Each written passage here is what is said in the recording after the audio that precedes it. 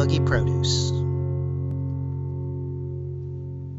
Hey everybody, it's Brett, Horse and Buggy Produce, here today with Yvonne Harris, another installment in Where Does Your Food Come From?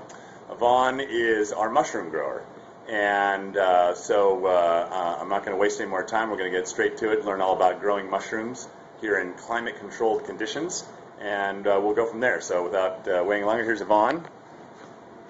Hello. Hello. And Yvonne's going to talk loudly. I told her she has to talk loudly so that we can hear. So how long have you been growing mushrooms?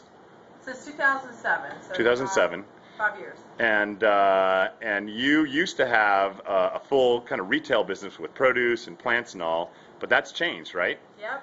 The produce kind of gave us a segue into mushrooms. Mushrooms were pretty high demand, and nobody was growing them out here, so we found a niche. Yeah. We could fill. Yeah, and I'm going to ask you to talk just a little bit louder every time. Okay, so everybody can hear you, Yvonne.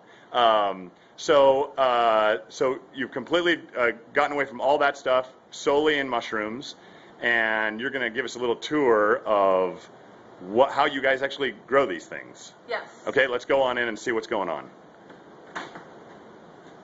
So how old is this facility?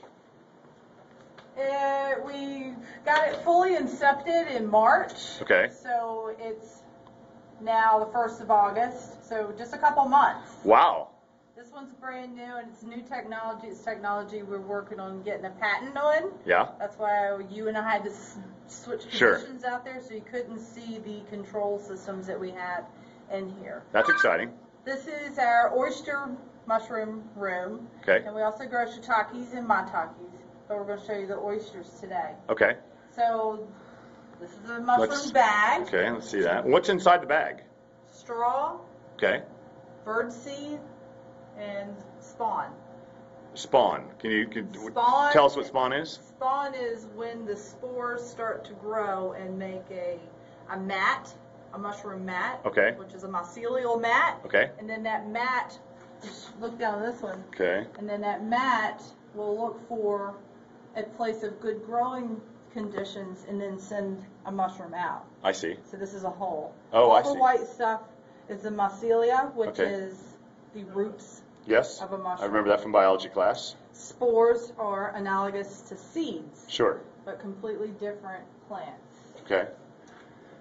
So these things grow, and then how long does it take from, you said there'd be, what's the initial stage of the mushroom when it first starts? When it first comes out, it's called pinning. Pinning. Okay, so how long This is a pin. Okay. And this pin is probably 3 or 4 hours old. And then in another 3 hours, it'll look like this. Okay, cool.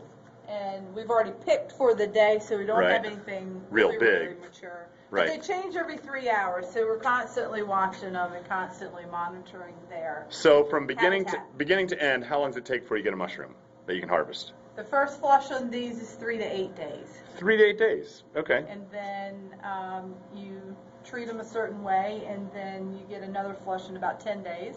Okay. And then you get a third flush in 10 more days. Wow. And that's only specific to the oyster mushrooms, not to the shiitake and maitake. Okay. And it takes 31 days to get a maitake. Oh, so that's why it's more expensive. Got it. Got it. And so how many, how many pounds of mushrooms will you produce annually? I mean, there's a lot of mushrooms. Annually? Yeah.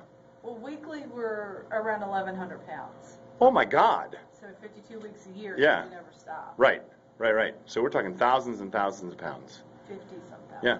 Wow. That's a lot of mushrooms. Yeah. That's a lot of mushrooms. It's not always there every week because it's still farming. Right. You still have crop failures. You still have issues that are out of your control, like a storm that we had a couple weeks ago. Yeah. That took the electricity down, so we were light on oysters. Wow. We're just recovering from that still. We got 2 more weeks before I'm fully recovered. Wow. So despite the fact it's a very climate-controlled situation we're in here. I don't know what's the temperature in here. 70s. 62. 62 degrees and pretty high humidity, right? Uh-huh. Yeah.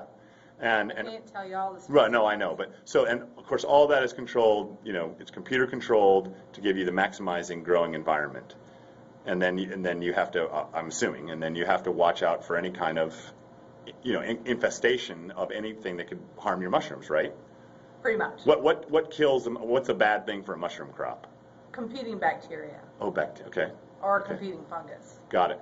And then you never want to have bugs. I mean, we rarely ever have a bug. Sure. And that's, the point of growing inside, because there's food laws that say that if you're wild growing, then you have to inspect every mushroom that you're wild producing. Oh, God. But in here, because there's no risk of cross-sporing, there's no risk of animals pooping on them, and there's no risk of animals eating them or bugs laying their larvae inside the gills, then they're clean.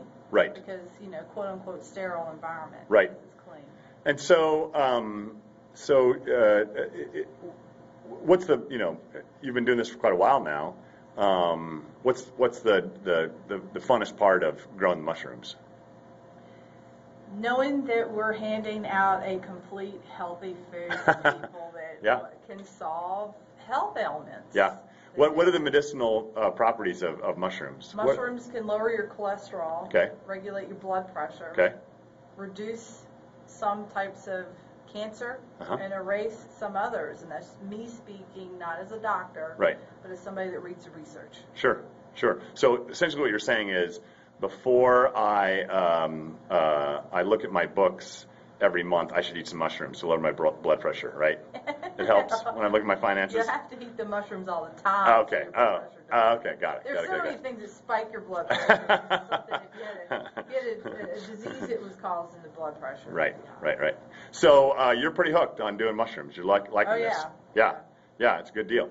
So anything you want to say in closing about something interesting about mushrooms that people wouldn't know about either the harvesting them, the growing of them, the consuming of them, or anything that people would like, really? One thing people might not know is that the mats that I was speaking about, the mycelial mats, they grow naturally outside, underground. Yes. And they're not fried by wildfires and things like that. Oh. And the world's largest reported one is something like 35,000 acres. 35,000 acres of a mycelia mat. This is growing underground, under the grass, just waiting for great conditions to pop mushrooms up. Right, and then all of a sudden the spores will just start, the spores will be released and then implanted in the mycelia, and then all of a sudden mushroom begins? Kind of. The mushroom, this is the root. Right. It will find a hole in good conditions where it wants to grow, and then it pops out. Then it releases spores. So the spores get carried in somewhere else. Okay, so just sort of dormant, waiting for the right situation. Exactly. Wow, 35,000 acres of that. Underground. That's a lot of that. And there's some in New York. This mushroom grows, huge mushroom grows every year in the same spot, and it's so big that people could carve a house inside of it. You're kidding me. Carve a house in it? I told you about it yesterday. Holy cow. And the little ones pop up everywhere outside, and they make like an outside seating area out of it. I got to look that up on the internet. House-size mushroom. Yeah. Maybe you should a mushroom house. Maybe you could solve our whole building crisis issues. Or print it on a T-shirt and sell T-shirts. Well, there you go. But you just grow houses. Right. Just put down the mycelia and then just grow mushroom houses all over the place. I would think what you're breathing in that, because it is, there's a certain level of danger of being inside a mushroom. You're no fun, Yvonne. Think big. All right. We're gonna end then. I'm gonna come over here and make sure I'm in the screen with Yvonne, because most of the time you can stay with me and just say goodbye. But again, this is Brett, Horse and Buggy Produce. We bring the farm in a box to you. Thank you so much, Yvonne, and we'll see you next time. Take care. Bye.